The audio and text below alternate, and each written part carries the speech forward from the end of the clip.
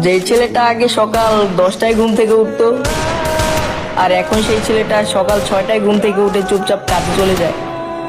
মায়ের সাথে খাবার নিয়ে ঝামেলা করা ছেলেটাও আজ সামনে যাই পায় তাই চুপচাপ খেয়ে নেয়। স্কুল এবং বিয়েবাড়ি আনন্দ করে মাতিয়ে রাখা ছেলেটাও আজ কোনো উৎসব হলেও সে চুপচাপ করে বসে থাকে।